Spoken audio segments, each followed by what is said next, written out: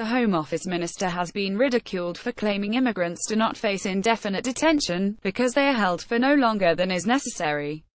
Brandon Lewis sparked protests in the Commons when he made the claim, as he also ducked a plea to meet campaigners pushing for strict limits on time in custody.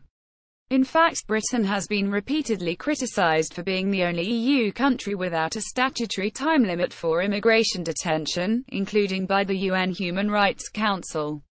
Only last month, the Equality and Human Rights Commission, in a stern letter to the Home Secretary, condemned the stark evidence of the harmful impact on detainees' mental health. But, quizzed in the Commons, Mr. Lewis insisted we do not have indefinite detention in this country. In our policies is always a presumption of liberty.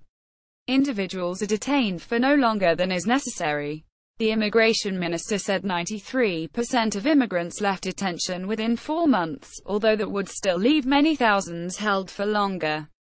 The comments were condemned by Ed Davey, the Liberal Democrat Home Affairs spokesman, who said he would be writing to Mr. Lewis to point out the facts. It is absolutely ludicrous for the government to suggest that it does not detain people indefinitely for immigration purposes, Mr. Davey said. By June 2017, the longest length of time a person had been detained was 1,514 days, in excess of 4 years.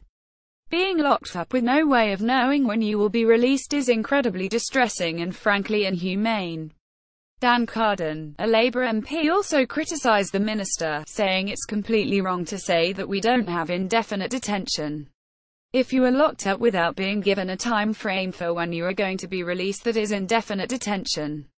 Mr. Carden said Labour-backed independent experts and Amnesty International and the Liberal Democrats who are calling for a 28-day limit. The Independent revealed last month that the EHRC had given the Home Secretary just weeks to launch an inquiry into the regime at UK detention centres.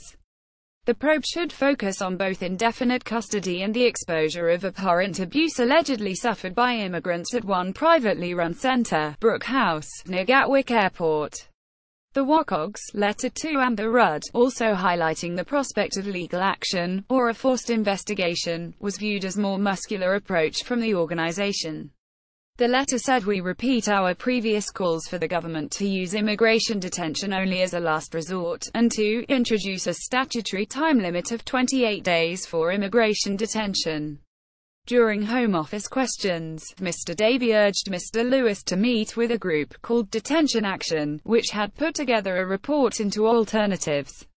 He said half of immigrants leaving detention centers ended up being released into the community, rather than deported, where monitoring them cost 80% less.